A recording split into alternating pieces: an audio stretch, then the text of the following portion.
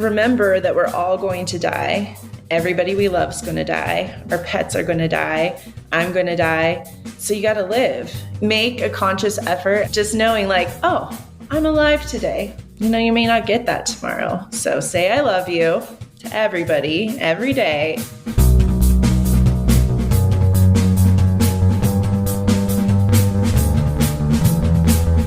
Hello, welcome to another episode of Bunny Hugs and Mental Health, a free safe space for people to share and learn from others' experiences with mental health and addictions.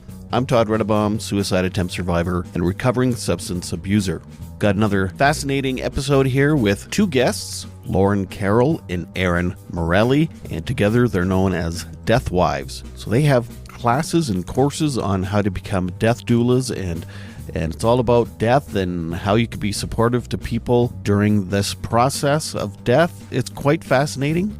I think it is a very important service, and it's similar to working hospice, I suppose, but it's kind of all encompassing. They can help with funerals and help with aftercare and all types of stuff. So it's really incredible stuff. But you'll hear all about it coming up in the following weeks. There's still incredible and amazing guests.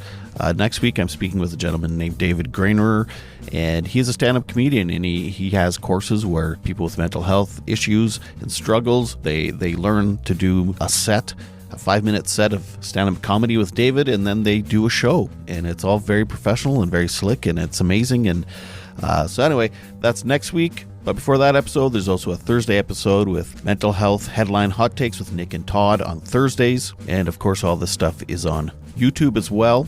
Really quickly, I just want to mention there's also a Bunny Hugs and Mental Health merch store now. You can find that in the show notes, and a Buy Me a Coffee. If you like what you're hearing and you want to support me, that'd be lovely. You could just buy me a coffee. Thank you to everyone that's been buying merch and sending me coffees. It's been so very much appreciated. I can't express just how appreciative I am. So thank you so much for that. Speaking of support, I am doing this podcast full-time now for the last few months. And of course, I can't do it without sponsors and support. I've been accepted to have some ads put in automatically. And I'm in Canada, and now Spotify has just now accepted other countries to be able to do that. So I'm gonna experiment with it. Just be patient with me. I have no idea what any of this means, or I'm experimenting. I have no idea what's going on, but so you know, there might be an ad or two more at the beginning or the end or whatever. I just appreciate your patience, and just know that this podcast wouldn't be possible without ads. So if you are a fan of the show, thank you so much for listening, and thank you so much for your patience through having ads. I mean, ads are fine. My favorite podcasts have ads. It's fine, right? But anyway, without further ado, I give you Death Wives, Lauren and Erin. It's kind of a selfish reason why I'm talking to you guys. One, because I think it's fascinating and great work, but also just to prepare me for the inevitable one day. So, yeah. That's not selfish. That's smart. I mean, the thing is you're definitely lucky that you haven't had great grief yet, but we're all going to have great grief at some point, and we're all going to die. Every single one of us. We always say people plan for weddings and babies, but that's not guaranteed for everyone. Death is guaranteed for everyone, and it's something that we don't talk about enough. And we can really have more say in our death. We can have more planning in our death. I mean, we have time. And being a funeral director, I say we have time, but even time isn't guaranteed to everyone. So we have time until we don't. Mm-hmm. Yeah, right. My wife was watching a show the other day. I think it's like the Swedish death cleaning. Yes, Swedish death cleaning. Uh-huh. And they were talking to, I guess, a client on there, and she was so annoyed that nobody wanted to talk to her about her dying. She's like, she had terminal cancer, I think it was too, and anytime she'd bring it up, you know, people would poo-poo it and avoid the subject. She's like, I need to talk about this. Like, I'm the one going through it. And I know you guys have your own problems and stuff, but what is it about the North American culture where it's just, we avoid that subject? Well, we do have a huge aversion to it, and it's kind of cyclical. Lauren, do you want to explain it? Or do you like me too? I mean, the aversion to death is always like, well, where do you start? Right. What part are you not comfortable with? Is it the dying, the physical part of what that feels like? Is it the FOMO, like I'm going to be missing out? What does that feel like? Or is it that grief part, which we find is what most people are afraid of and why most people don't want to talk about death, because death is quote unquote sad. And so that woman who's dying of cancer, she's dying of cancer. She's actively dying. But the people who don't want to talk to her about it, it's more likely it's fear-based from their part, not that they don't want to be supportive. But people don't know how to be supportive because we don't have these conversations. We don't have that baseline of support for people to deal with those issues, deal with the grief part, deal with feeling unprepared and scared and not knowing anything about death. So really when we address, well, what part of death is afraid to you? That's when we can start having conversations about those different cyclical aspects. Mm-hmm. Yeah. I would add that humans are generally afraid of things they're unfamiliar with, right? We're afraid of the unknown in general. And so death is kind of the grandest example of that unknown in like human physical ways, like what happens to a body when someone dies, but also in the biggest spiritual ways of all, like what happens next. And so it's natural to be afraid of something that we're not familiar with.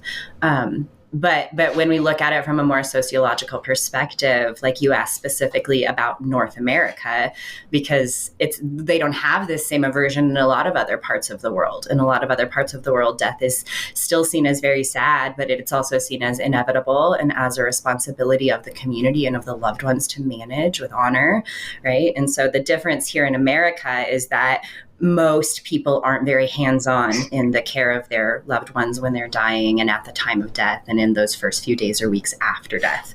Most of the time, that's something that's outsourced to an industry that's become, increasingly over time, a little more corporate and a little less user-friendly, perhaps, for the griever. And so that's like a lot of what our work is trying to course correct that and trying to show people here are other ways that you can do it. You don't have to do it this way.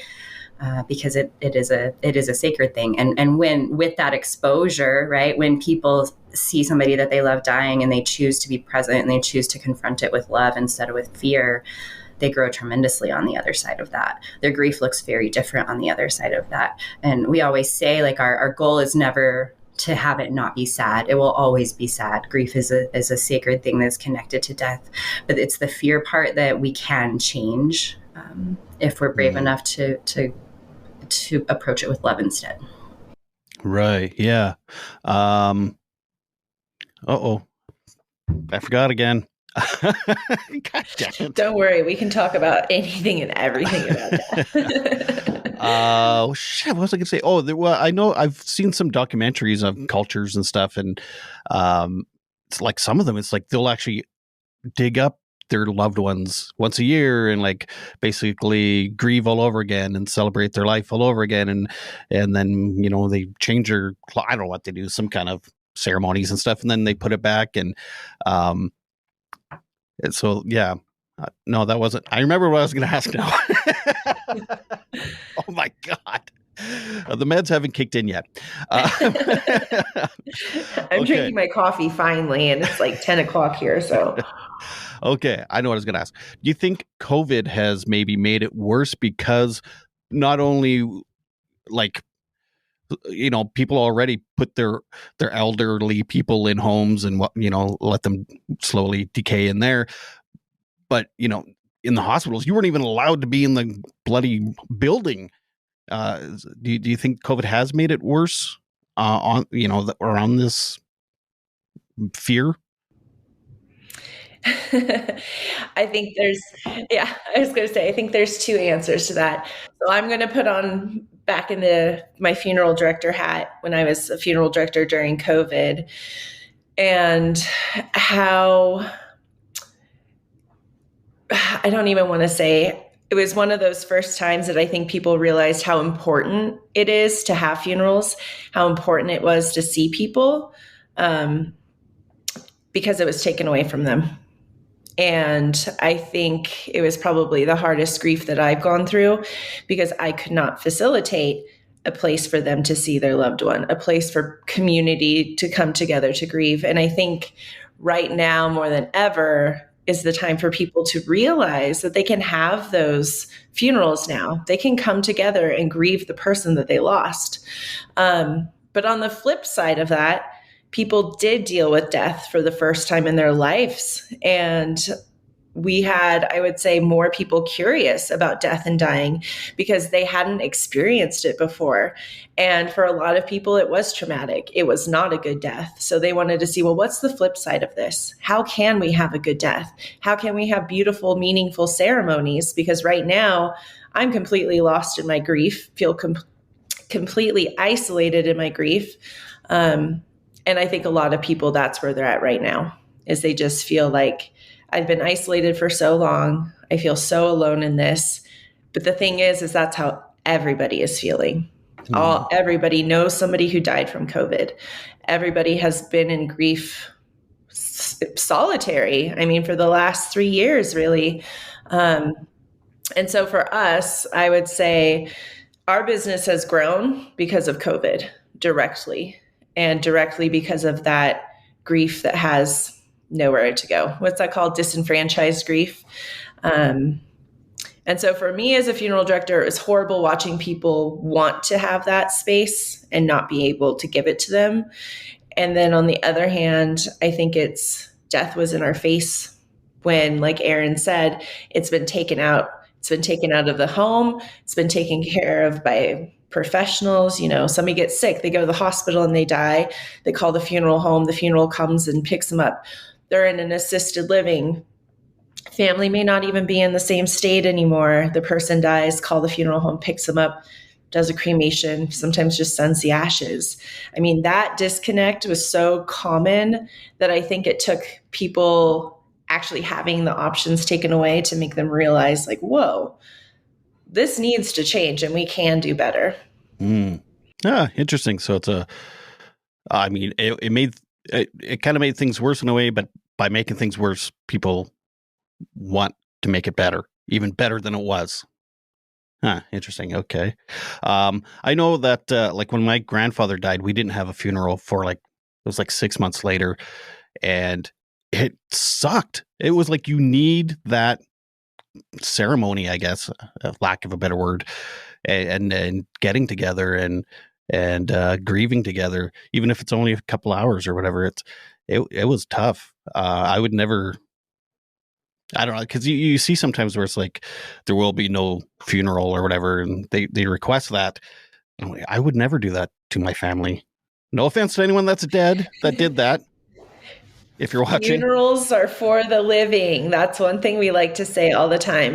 Funerals are for the living. If you ask somebody, well, what do you want to have happen to you? I have so many people say, oh, just throw me in a ditch. Ha, ha, ha. Don't have a funeral. But people loved you. People cared. They deserve that opportunity to have a platform and a stage to put their grief together, to love this person one last time. So that's probably one of the biggest things we promote, is doing viewings after death, because it really does help solidify what has happened, that process, seeing their body transformed. Maybe they had been sick and suffering for a long time. There's something really peaceful about seeing them not hurting anymore. And a lot of people are afraid to take that first step. And then the second part, like you just said, you got to have a funeral. And it has to be a good one. Erin can talk about how to make a good funeral, because if you have a funeral, good job. But if it's a bad funeral and you're like, no, I don't want to save my soul, I want to cry about my friends right now, that can have a different kind of trauma. Yeah. Erin, tell us more about a good funeral. We often start classes by asking people, have you ever been to a bad funeral?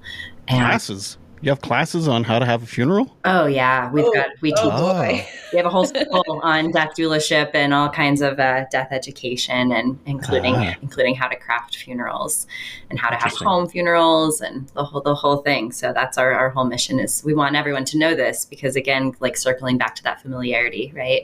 This is an integrated part and an integrated role in society that more people know they can practice and do, the less fear there will be over time. It's a slow thing.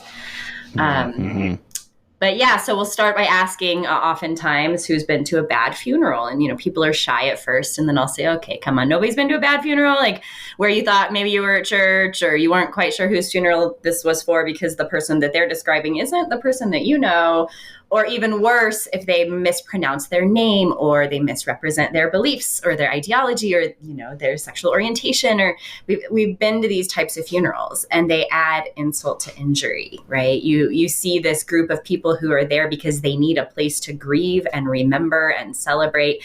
And instead they're sitting there like biting their tongues because whoever's standing up front at the pulpit is just saying words that don't have anything to do with the experience that they're having or with the person who died. And that's unfortunately really common. It's not the only way it happens. People do have beautiful funerals, but that is a very common experience that happens more often than we wish that it did.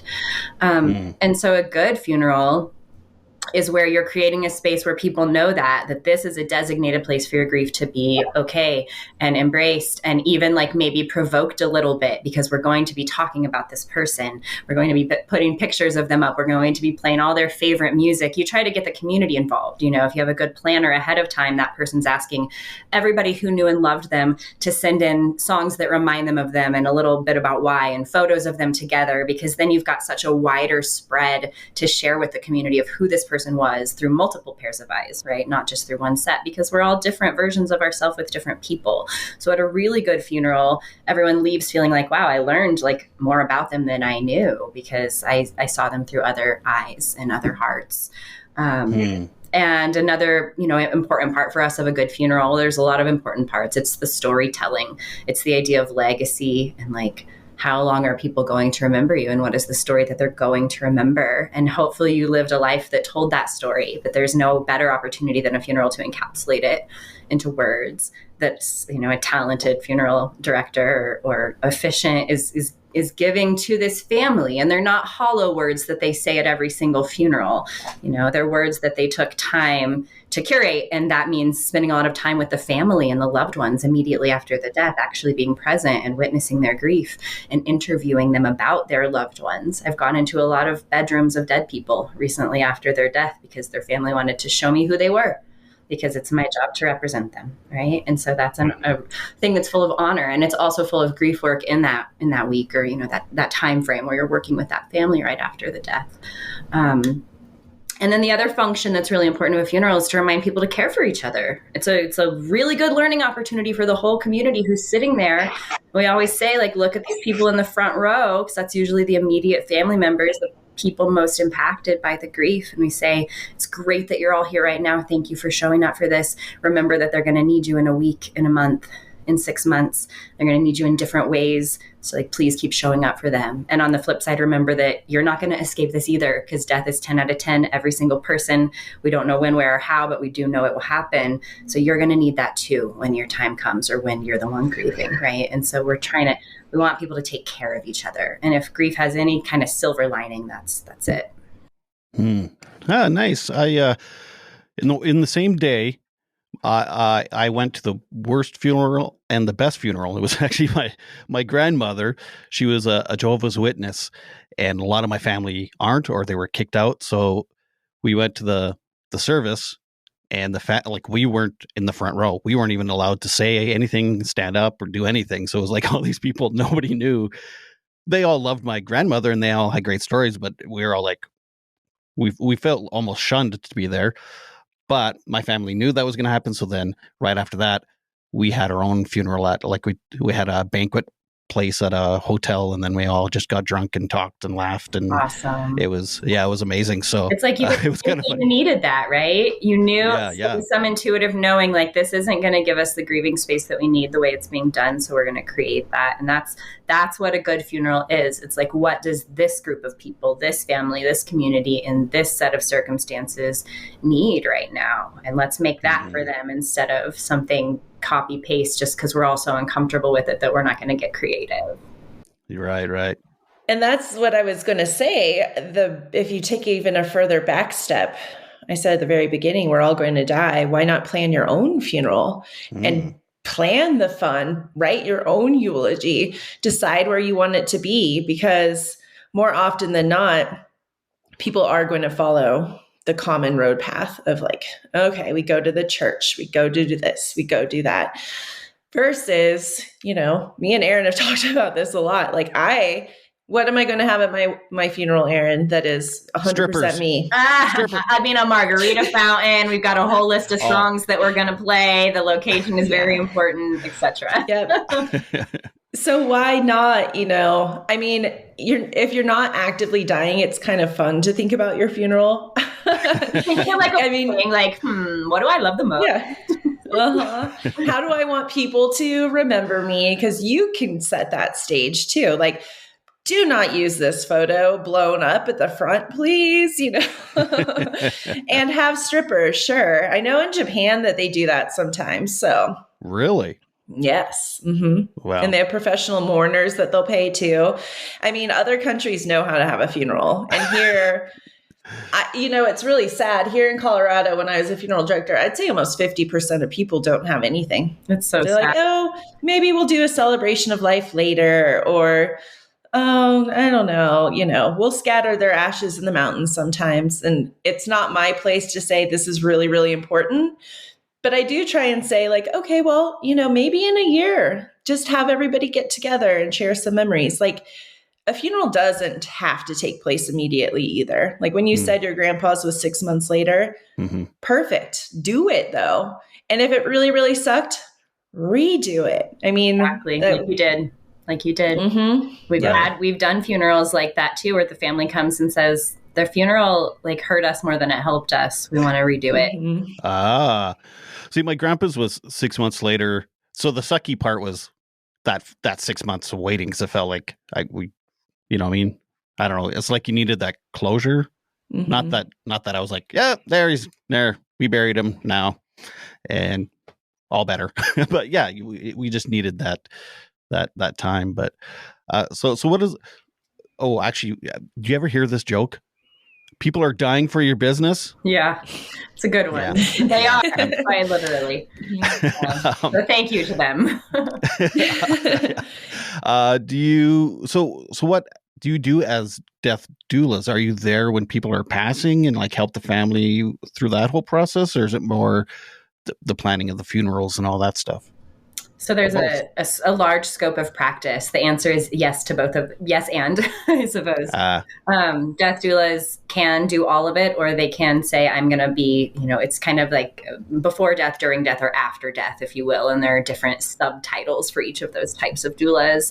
So if it's a before death doula, you're doing a lot of educating people on death and dying. You're doing a lot of talking to them about the different options that they have at the end of life and for their burial and for their ceremony. You're talking to them about anything, like Lauren said in the very beginning of our interview, like what fears are getting in the way of their death, like the physical pain part, the finance part, the grief part. How can we help address that? And, you know, doulas aren't also all qualified as therapists or financial counselors, but they can figure out where that person needs support and bring that in. So the before doulas are really more about the reconciliation of the fact that this person's going to die, and how can we create as much acceptance and ease and, if wanted, ceremony and opportunities for love and grief to be present before that happens. And then the doula who's there during the death is often the same doula, but doesn't have to be, would be called the 11th hour doula, right? Have you heard the term 11th hour? Like clock has almost struck midnight, basically. And so their role is more passive. They're sitting vigil with the person. They sometimes are kind of a moderator or an advocate, a buffer, if you will, but between the person who's dying, medical staff, and even the family, because the family might have a lot of questions and they might have a lot of feelings coming up. And so the doula is a really good place for support there. And then they're thinking about things like the environment, the temperature in the room, the sound in the room, the smell in the room, gentle touch for the person who's dying. And all of that will vary based on the person who's dying and, you know, their preferences. And so, yes, they're there during the death. And then the after part is kind of a crossover where we're talking a little bit about like home funerals or even funeral director care, depending on where you're at in the state. But what do you want to do with that body as soon as it's died, right? The traditional American way, when people don't know, is that it's whisked away pretty quickly, either to a morgue or to a funeral home. But what we advocate for is the family having time with it before that happens if they want to, and normalizing that, because that's normal almost everywhere. The body does still belong to the family. And once death has occurred, there's not a clock that's ticking. We like to say that death is not an emergency. And so advocating for that time. Did you want to add to that, Lauren? Oh, I was just going to say that, the viewing aspect really, I think, starts our grieving process too. I said how important I think it is because there's that psychological part of like, this is real, not, I haven't seen them. They could walk through the door, which we hear a lot. But as my time as a funeral director, I've never once, and I proudly say this, never once had anybody regret viewing their person. Not once. They've said it was the hardest thing they've ever done. They've sobbed over their body, but they've never regretted it. And I hate when people come back and say, I wish I would have seen them. And that happens so often. You don't get that opportunity again. And so that's what we really advocate from the start, is take that time. Everywhere, even Canada, you have a space before the body legally has to have anything done to it. It's 24 hours. And so even if they want to go that very conventional route, take the time, be with them. You can do that legally without having to go through any steps or anything like that. And it really is, in my opinion, and many others, crucial in beginning that grieving process. There's a big gap that happens when we haven't had that solidifying moment of they're dead. And also, me and Erin have been with a lot of dead people. Most people haven't. And so I think a lot of people think that dead people are scary all of a sudden. No, they're still the person that you love. And something happens in that space too. I've never, and Erin, you can share your stories. I've also never been in a space where somebody's died where it feels bad, where it feels scary. There's kind of a peace that has taken over that area if it's a natural death. So yeah, I mean, that's my 2 cents of really why starting with a viewing is so important. So my brother went and saw my other grandmother. I'm confusing people, but it doesn't matter. My brother went and visited my one grandmother after she passed in the hospital. And I remember him coming afterwards like, oh, I wish I'd never done that because now that's my final memory of her and stuff. And so then 20 years later, when my one grandfather passed, I actually went to the home because it was all very confusing. Nobody knew what was going on. So I went to the home and there's an ambulance driver guy there. And he's like, he's just so you know, he's passed and you can go in the room and say goodbye if you want. And I was so hesitant because of those words my brother put in my brain. But I did actually go in there and he was just in his bed in the home. And I'm so glad I did. And then I left and then I regretted not doing more because I just kind of peeked around the corner. I was like, bye, Grandpa. So then my mom went back and I went back with her. So I'm glad I did. I did go back and we had a nice, a nice goodbye. So anyway, this whole show is about me now.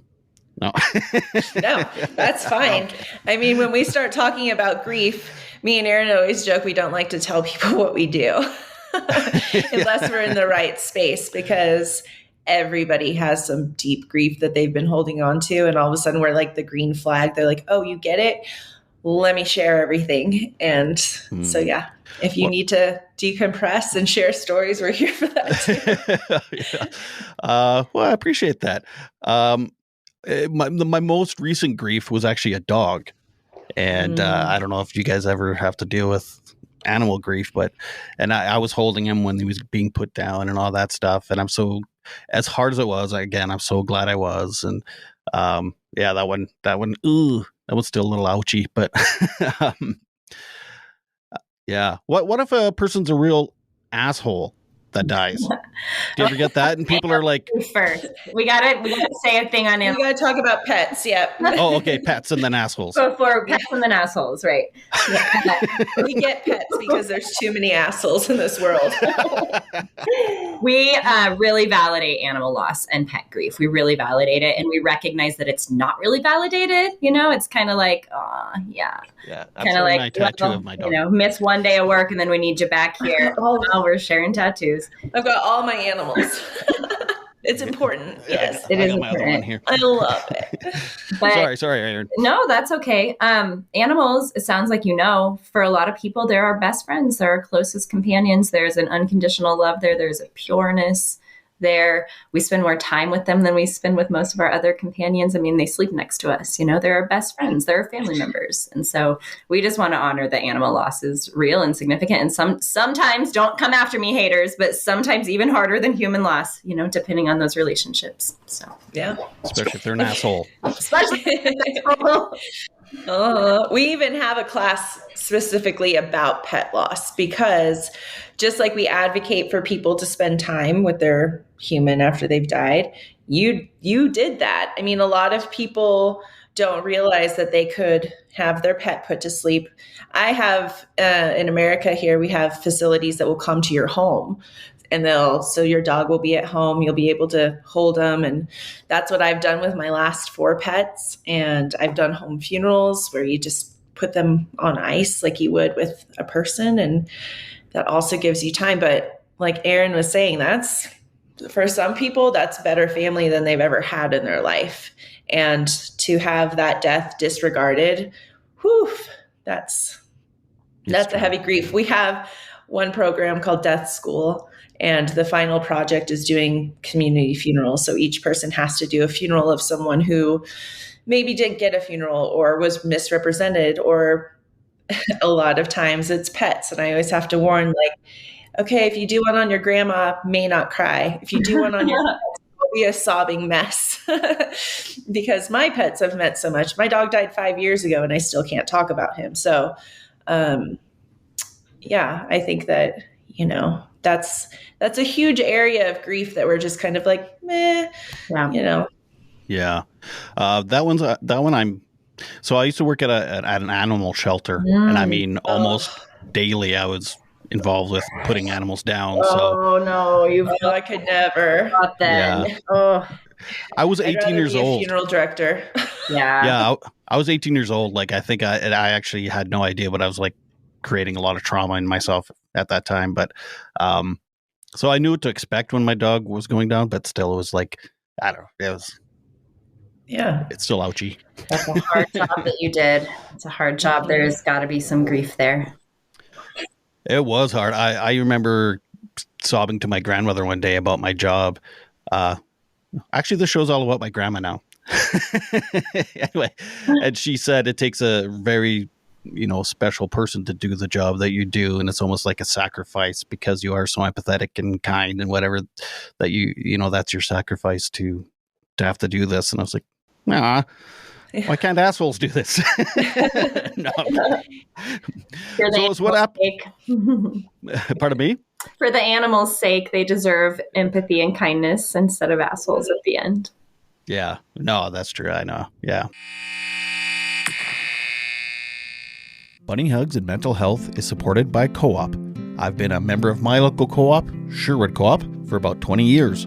If you live in Western Canada, especially the prairies, or spent any time here, you've probably fueled up or bought groceries at a co-op. You might even have a co-op number, or 2, or 3. You know if you know.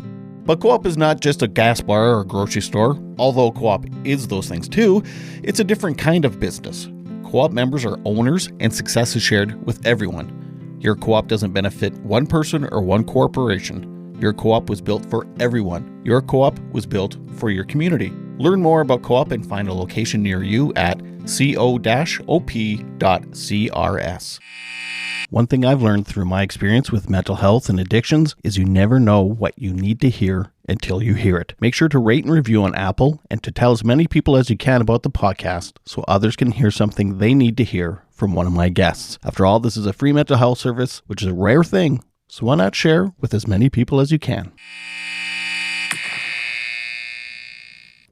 So what happens when you do get a client that's not very well liked, or does that happen often? You know what I'm asking?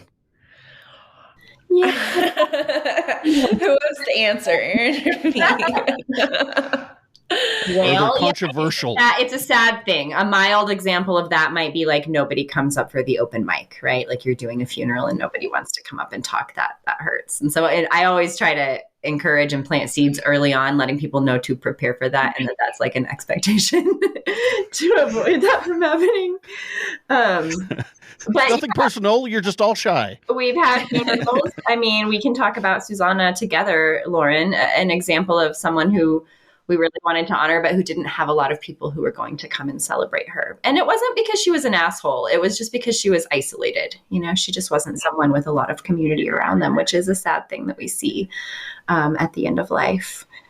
And in that case, our job's even more important because we're the ones who are going to reflect beauty and love, you know, back to her. So that's great. But I guess to your point about assholes, I will say that boundaries still matter in death.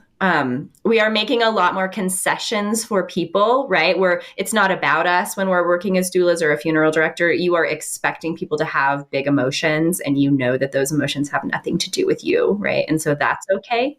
But if they are pointing that assholeness at you, we don't have a high tolerance for that. I won't be abused in my work. Yeah. Right. Yeah. And I would say, add to that a lot of death doulas are hired by families because they want their loved one to have a good death. Assholes may not have the same kind of supportive family. They may be the ones who are in the nursing home alone and they're doing the direct cremation and they get no service. People who we walk into the home and they're assholes, like Erin said, you have those boundaries, but people are jerks because they're dying. Mm-hmm. Like it hurts some Not people always to the die. best of them. Yeah. Mm-hmm. So it really kind of depends. Like if somebody's a real bad seed, their families may not even be there supporting them. They may have no service. We may never know that they exist. But the other ones may just need to soften up a little bit. And they're really, truly not assholes. They're just somebody who doesn't want to die, is scared of dying, needs to process some stuff, had extreme trauma as a kid that they still haven't processed or let go of. So why are you an asshole? Well, the death doula is here to help you figure that out. Or the more common than not, like as a funeral director, I'd have people who just say, I could care less. And that's that. And that's going to be their process and what they need to go through. Yeah. But if somebody's like an actual asshole that's been hired a doula, I think that there's probably some underlying stuff there because they are reaching out for a reason. Mm-hmm, for sure. Yeah. And death is so, I mean, it's so nuanced and every case is different. And you think of someone that's, I mean, sometimes there's people that don't have a lot of people at their funeral because they're like 100 years old and they outlived everybody. Yeah. And then you have people that are, you know, I don't know, 40, 50, 30 years old, and it's something really tragic. And then like the entire city comes out and you're in this great big hall and and it's just, I don't know. It's just, death is weird. And then death is weird, man.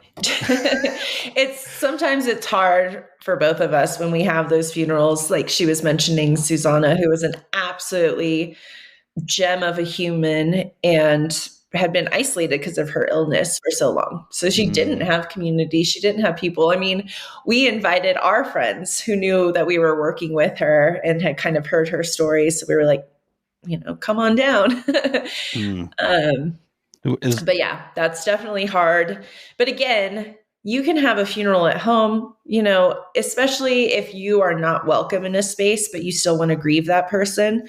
Have a funeral, light a candle, put out their picture, say the things that you need to say. So the size of the funeral doesn't always matter, but I know that sometimes it's harder for people, especially you were mentioning like 100-year-old who probably lived a full life. There's so many stories that could be told, but a lot of those people who could also tell those stories are dead.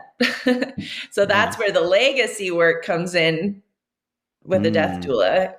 I got one more thing to say about assholes. Yes. She has asshole on the brain. Yes. So like we said, we want funerals to be an honest, accurate, and honoring depiction of the person who died. Right. So if the person was abusive and the people who are sitting there to grieve them are like they're sad, but they're also on some level relieved because this is like the end to a difficult or a painful relationship or situation with them. Mm-hmm. It may not actually serve them if the person who's up on stage is just going off about how great and sunshiny Mr. Johnson was, if that's not the case, right? So I talk about that early on with people when we're planning funerals. We say, we want maybe 3/4 of this to be honoring to their legacy. We want to say the good stuff. But if there's bad stuff that needs to be said, if people are going to walk out of this funeral feeling like that was some BS, then let's include that at the end and we'll address it. And we'll say, Mr. Johnson was not a perfect man. We know that there is, grief in the room and complicated feelings in the room. And you open it up and you let the family lead. It's not my job to decide how much they want to go there, but it's my job to let them know in the beginning that they have permission to if they want to, and they can tell me how much they want to, and then I'll create that as best I can for them. Have you guys ever heard? Sorry, go ahead. Sorry. I was just going to say, funerals are supposed to be a grieving space, so you have to make sure what griefs are there too, like Erin just said. What skeletons are in the closet that may need to be addressed in a safe space with a community that loves you, right? So if you do have to bring up some of the bad stuff, at least you're there with people who can hold space for you. Right. Have you ever heard of the Coffin Confessor? No.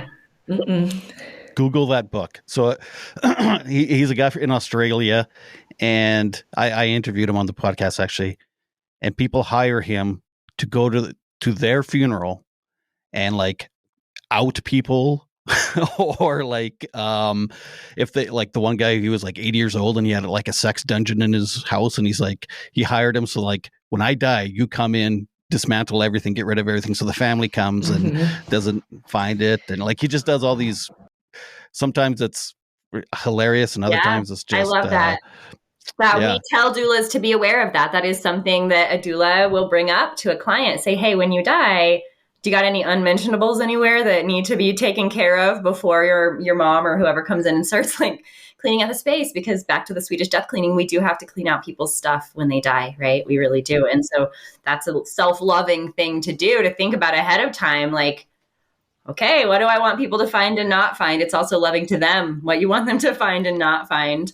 Absolutely. Yeah. I mean, when my sister died almost 2 years ago, and that was a real thing. Like, her death was unexpected. We knew she won't mind me sharing this. You can edit it out if it's inappropriate, but we knew there was a box of sex toys somewhere, we didn't know where. And my mom and I were the first ones kind of cleaning out, but a few days later, extended family, little nieces and nephews, everybody's going to be coming to help, and we don't want them to find them. So we looked high and low in all the logical places, did not find. Wait. So it's okay to talk about death, but we can't talk about sex? Great point. maybe a niece would have been like, never. Well, it was a 3-year-old who ended up finding them. And she was like, what? No, she actually found them? Yeah. But we just took them away. Yeah. I don't know. You brought up a good point about sex and death, because there is somebody's, I wish I knew who quoted this, but it's like, we talk about sex all the time and we don't get pregnant. People have this fear that you talk about death and you're going to die, like you're cursing yourself in a way. Oh. But no, right? Me and Erin talk about death probably more than 99.9% of the people in our lives. Every day of our lives, we're talking about death. And knock on wood, we're still here. So there's the word. And all those people talking about sex, I don't think that they're just, boop, I'm pregnant now. Oh my gosh. Hey, when I was 16, I talked about sex probably 99% of the time, and I never got it. So there you go. That's proof right I'm there. just now starting to talk about it all the time. So. Maybe I should stop talking about it.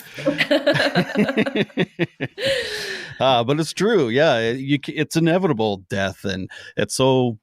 It's so bananas that we don't talk about it, even when the person you're visiting is dying, going to be dead soon, and you still avoid the subject. I mean, I don't know. But it's also hard because, like, yeah, I don't know. It's really, I think, avoiding the subject of grief in the end. Yeah. Like, that's why you have this whole podcast, right? People don't want to say, I think about when my grandma dies. She's 78, and it's like the worst thing I could possibly imagine. I talk to her every day. She was like my second mom. She was 40 when I was born. Like, she was a young grandma. And we talk about her death. She's planned her funeral. She's ordered her caskets and all that kind of stuff. But I know when she's actually dying, it's going to be so hard for me to be like, okay, let's make sure everything's planned out. But just because it's hard doesn't mean it's bad. And I think that that's a hard thing for people. They think it's bad to talk about death with somebody who's dying. It's not. They want to talk about it, like you said, but it's hard for us. But it's not bad. It's just hard. That's what we would being death positive. And people are like, what does that mean? It doesn't mean like, yay, death, go, pro death. It doesn't mean that. It just means like, let's all die. We recognize the inevitability and we're being honest about it so that we can have more meaningful communication around it, really, is all that it means. And think about that. That's such a privilege to be able to say goodbye to the people you love. And for the family to see that as something bad also, maybe that changed that. Because, when you don't get the opportunity to say goodbye, that's a whole different kind of grief, But to be able to have that space, which again is something a death doula can really help facilitate, because not only are they working with the person who's dying, they're usually also always working with the family, because they have just as many fears and worries and that kind of thing. So just really you're saying like, this is a privilege. Not a lot of people get these kind of deaths. This is what we're actually working for everybody to kind of get these kind of deaths. Yeah. And then, like you said, then there's like tragic accidents where you don't get to say goodbye. It's just they're, just suddenly they're gone. So I don't know what's worse or what's better. It's like ripping the Band-Aid off or slowly peeling it off. I just compared life to a Band-Aid. I mean, I think most people, nobody wants to watch their loved ones suffer. But again, having the opportunity to care for them, especially if it is a parent, they cared for you, they bathed you, like now it's your chance to show up for them. And it's an opportunity that I think so many people miss out on because they're afraid. They're afraid more often than not, like I said, of being sad. But guess what? It's okay to be sad. You're sad because you love them. Yeah. I think maybe that's a lot of it is the person dying has accepted it, and the people that are coming to visit haven't quite accepted it yet. What are your thoughts on euthanasia? Do you think folks should just live as long as they possibly can, or? Canada has such amazing laws. In America, not so much. Do you want to talk about that? We call it medical aid in dying in America. Yeah, we do too, actually. Yeah, we do too. Well, I mean, it's a beautiful circle back to you talking about when you were at the animal shelter and with our own pets as well. We recognize a time where the quality of life is not as valuable as or the quantity of life is not as valuable as the quality of life. And I think there's a recognition too that animals die, right? Like we know when we get a dog that its lifespan is 15 to 20 years, for example. And so there's an acceptance of that when the time comes, that we don't see extended to humans in the same way. With humans, we get all up in our heads about if we're playing God and if this is right. And the person loses their autonomy to a greater collective, kind of judgment, I guess. I also think that faith gets in the way sometimes too. Faith gets in the way sometimes, for sure. Here's my argument, if you will, for that though. Like, I joke sometimes like penicillin, antibiotics, they've saved more lives than Jesus. We take so many medical interventions to save people's life. The average lifespan in medieval Europe was 36 years old because everybody died. The water was bad. You get an infection. Sorry, sister, we're cutting that leg off. You might be dead in 6 years, right? Like people would sew their burial garments at the same time they would sew their wedding gowns because they expected life to end quickly. So my point is we've done so much in modern times to extend life beyond what might naturally be a shorter lifespan without it. We do so much to keep people alive. And we especially see it at the very end of life. You know, somebody's 80, 90, 100 years old. It's like we forget the logic that a body has a limited lifespan and that we are going to die. And you see every system starts failing. Their heart's failing now, their kidneys are failing now, their lungs are failing, everything's failing. And you've still got doctors who are like, we can save them.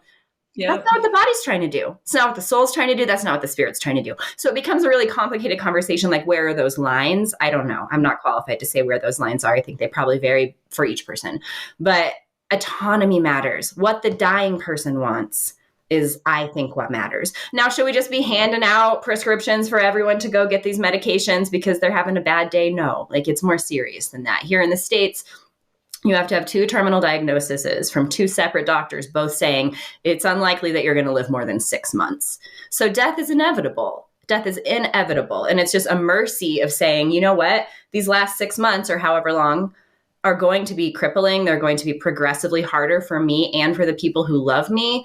And there is an autonomy and maybe one last privilege available to me in this lifetime to die on my own terms, to do it on my own terms of the way I want to do it before I'm taken anyway. So we are in favor of it. So you're going to hell, is what you're saying. Yes. Well, I mean, too, the person who's dying has to make this decision. We get to make that decision for our pets, so right? I didn't mean to laugh. I was like, sorry, Mom, you're going. You can't be like, oh, for you. I can't deal with this anymore, doctor. No, you can't do that.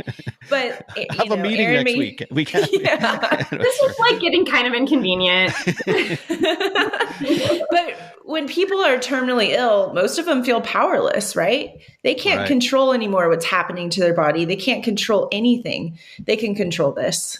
And that empowerment has, my mom is a hospice chaplain, and in Colorado, medical aid in dying has luckily become very normalized. I mean, I think she was saying she would get one client a week at one point. We were raised Catholic. And even though she's not Catholic anymore, me and her have had some very tough conversations. I don't know if she was so much for it when she first started. But she shared that there was one woman, and when she got the medication, she just started laughing and smiling and crying because she knew that she would have freedom. Her kids weren't excited. They weren't. They were sad, but she was, because she finally had some control finally at the end of her life, and she wasn't going to be hurting anymore. If your dog could not walk and had kidney failure, would you just have an IV and just be watching them every day?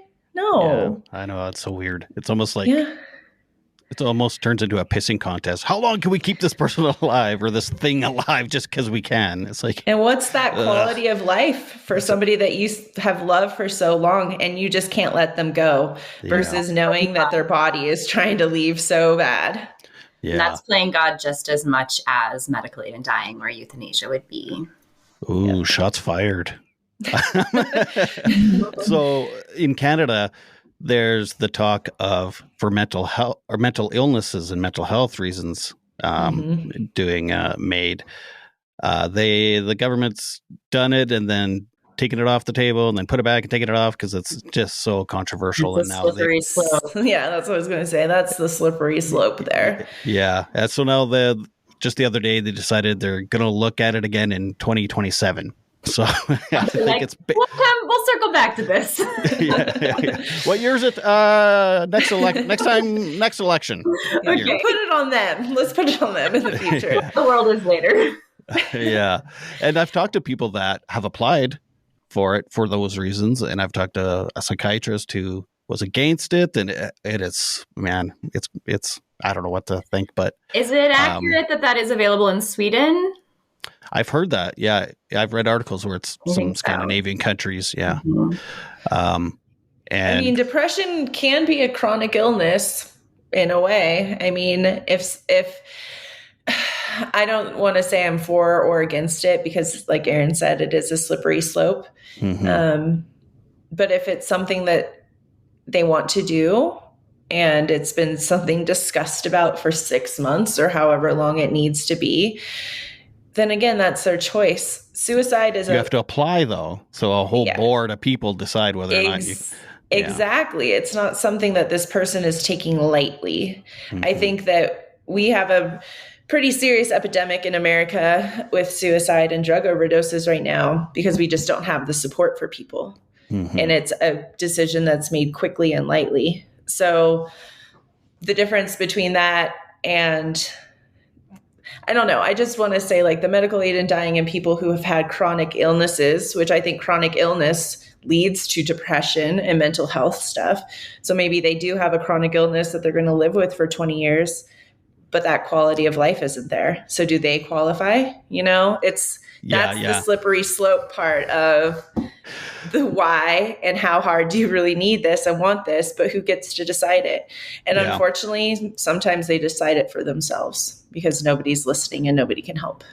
Yeah. Yeah. And I don't mean to turn this episode into made for mental illness, but that all those arguments have been made. And some of the people that did have it happen before they took it off the table again, a lot of them were suffering with something that was physical as well, or their mental health created something physical, like an extreme eating. Like an extreme eating disorder. I mean, their body was shutting down anyway, or whatever. But yeah, it's all very complicated. And some people, like you said, that empowered feeling, some people applied, they got approved, then they started to improve mentally because they had that empowerment, and then didn't go through with it. Wow. So yeah, it's so nuanced. Yeah. I mean, suicide is available with or without the support of a prescription. And so it's not like you can stop people, and it is a slippery slope. So I don't have a definitive opinion on it, but I think if you were to compare the grief and the experience of someone who lost a loved one to unexpected suicide versus someone who lost them to a planned medical aid in dying for psychological reasons, the grief would be more manageable for the person who had MAID. Mm-hmm. That's true. Good point. Because I've spoken with a lot of families who have lost people to suicide and drug overdoses, and it seems like that's the most tragic way to go, or the hardest to accept, or the most guilt-ridden for the family too, often. Have you had to deal as a death doula? Have you dealt with families that, I mean, the after, I guess, doula part, with families that have had really tragic loss? This one's too sensitive for me, Lauren. You got to take this one. I think that those are obviously going to be the hardest ones because of everything you just said. Though, if I would have done this, there's this disenfranchised grief again, because you don't know where to grieve of like, should I have been able to do this? Should I have done that? And so I think it's just supporting the family and listening to all of those things, just sitting, what is it called? Being a rock, because none of it makes sense right now. None of it makes sense those first few days, the first weeks. And so just sitting and being in that and letting them say all those things, because there's nothing you can do to fix that or heal the person or heal the family. This was unexpected. And like you said, it's not a death that this is hard for me too, Erin. It's nobody wants, you know? Mm-hmm. Mm-hmm. I wasn't expecting you guys to be so emotional. I mean, so there is, it's not like you completely dissociate your job from. Oh gosh, no. My sister died by suicide almost 2 years ago. Oh, I see. Yeah. I'm sorry. Oh, okay. Yeah. I'm sorry. I'm a suicide attempt survivor myself. That's kind of the whole reason of the mental health thing. And I'm in recovery of addictions and stuff, but, but guilt can happen with any death. I saw it in my teenage son when we did put our dog down a few years ago. He like for days, he was like, oh, I should have walked him more. I should have let him sleep in my bed more. I should have done this. I should have done that. And it was so hard to see him go through that guilt and stuff. I'm like, man, no, don't worry. He had a great life. Like, don't worry. It's fine. And it kind of caused a bit of a complex in him because we have two dogs. So then he was like, almost overcompensating with our other dog after the first one passed. And I was like, oh my God, this poor kid. I guess He's got to learning. put his grief somewhere. Yeah. And sometimes it's that guilt that's really common for people. I wish I would have visited them more in the hospital. Mm-hmm. That happened a lot during COVID. Yeah. You know, I wish I would have visited my mom a few months before the lockdown, and then they never got to see her alive again. You know, that was conversations that I was having a lot, because you can't get that back. And again, let's remember that we're all going to die. Everybody we love is going to die. Our pets are going to die. I'm going to die. So you got to live, and you got to tell the people you love them, and you have to have those experiences. We are very focused on like the now and the future constantly. I mean, I think that that's how, especially here in America, we work hard. We want the stuff. We got to do this and this and this. And sometimes we forget the simple things of like just calling your grandparents to say, hey, how are you? Because you may not get that opportunity. And if we make a conscious effort not every day for everyone, for me, I do, just knowing like, oh, I'm alive today. Oh, look at that beautiful bird. That's so cool. You know, you may not get that tomorrow. So say I love you to everybody every day if you can. And when people invite you to birthday parties or celebrations, say yes, because those are magical moments. And I feel like I've regretted like, oh, I didn't want to go to their party. But every time you do, you have like a meaningful conversation with somebody there. You get to see your friends smile and surrounded by people who love them. You know, it's just connection. Those are the things that really matter at the end, not the pants that you bought. You know what I mean? Yeah. I mean, I think you should buy the pants and have the connection. But if you can do both. Right. Unless they're assholes. Unless they're assholes.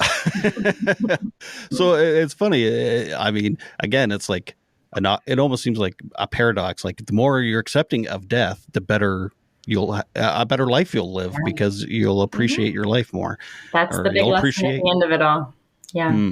Interesting. That's the big one, because it's true. Like one of the things I've really embraced this year is that we can make more money, but we can't make more time. Our time is by far our most valuable thing. And like Lauren's mentioned a few times, especially in America, we tend to be busy. We tend to be proud of being busy. We tend to be, you know, working really hard to maintain these lifestyles. And some of that is so empty, you know, because it's really like the most that we can do with our time is connect and feel love and explore and help other people. And so that's what death teaches us. Death teaches us like what really matters. And also I think it teaches us that if we're going to experience a lot of grief, we have a responsibility to seek joy. No one on their deathbed says, is there anything you regret? I wish I was at the office more. Yeah. But we got it. I mean, it's a familiar rat race, you know, so many of us get stuck in it. And it is also one of the most common things people say at the end of life is like, wish I would have worked a little less and lived a little more. Well, they say some of the poorest countries in the world are some of the happiest because they had that connection with the family. I mean, they all live together in the same hut or whatever.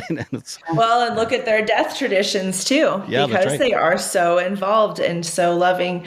And the thing is too, I think you might have mentioned this earlier, but when somebody digs up their loved one and redresses them, it's their way of honoring them and loving them still.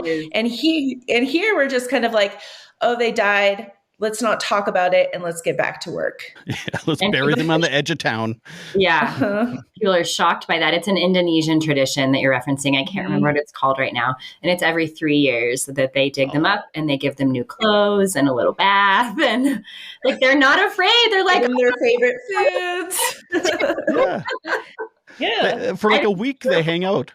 Mm-hmm. Yeah. It's time again for the segment that Some Bunny Special, segment where we chat about who cooperated in your mental health journey and helped fill your emotional tank, brought to you by Co-op. So who's someone you would like to give a shout out to for being with you during some of your darkest struggles? That's a really great question. Last year, I was diagnosed with a health condition that was pretty scary. And I definitely had to lean into a few people in my life. But I would say my partner, because he would just sit and listen. And sometimes that's all we need is somebody who will sit and listen and not give their opinion, not try to fix things, but just listen. So that's who I would say I am grateful for. This is a great question. who has been helpful to you in your grief, because I think a lot of times people don't know how to do that. They're so afraid of grief, specifically of death grief, that they don't know how to show up and be a good friend for someone. And it's a skill we desperately need because we're all going to be in that position.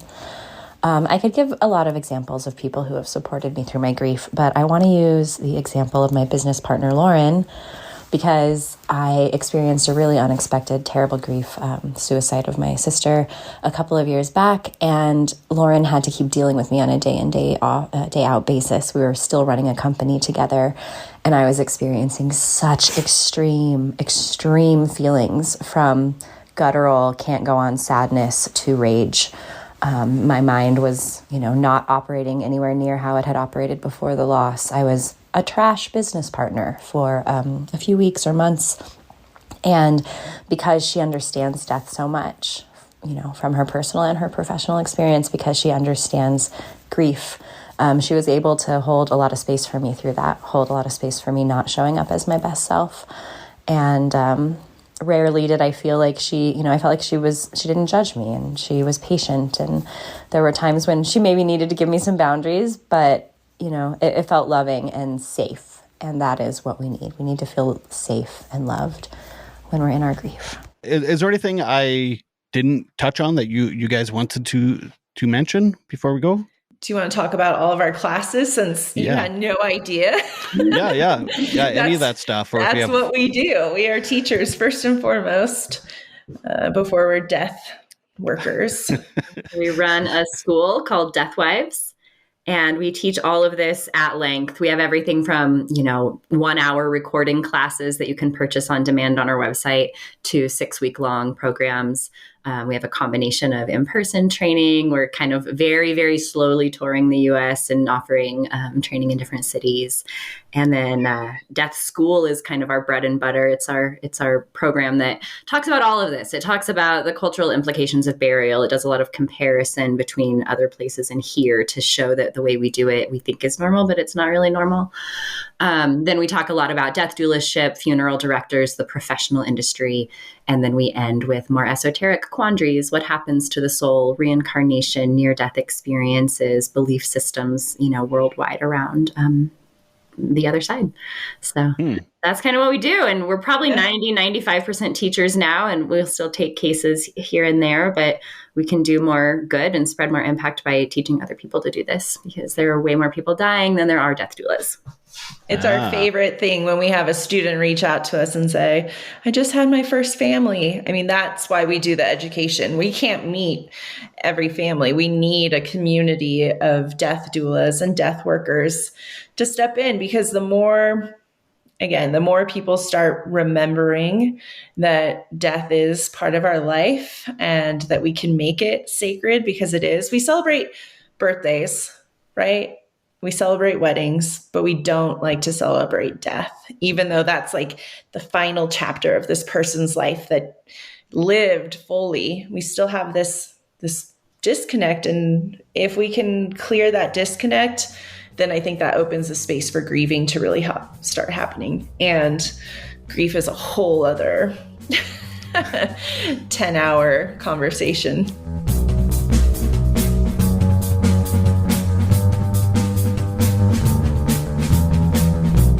Thank you so much, Lauren and Erin. I love your service. I think it's amazing. And I hope you are spreading the knowledge to so many other students so that this has become a normal kind of service people can provide, because I think it's incredibly important. And I think people need to talk about death more in general. So thank you so much for all of that. Please feel free to follow Erin and Lauren on Instagram at Deathwives. And while you're at it, you can follow me if you haven't been following me already, Bunny Hugs Podcast. And there's all types of memes and notices and, Instagram stuff on there. So please go ahead and do that. If Facebook is your jam, then I'm also on there, Bunny Hugs and Mental Health Podcast. Thank you so much to Co-op for sponsoring this episode. and for partnering with me for a speaking engagement in April. If your organization or company or school would like to have a speaker talk about their experience with addictions or mental health or ADHD or running a podcast, I'd be more than happy to do that for you. It could be in person or virtually. You can reach out to me at bunnyhugspodcast@gmail.com. We can figure something out and go from there. And we thank you so much for listening. Don't forget there's Thursday's episodes. If you would rather watch it on YouTube, you can go ahead and do that. Until next time, please remember to make your beds and take your meds. Bye.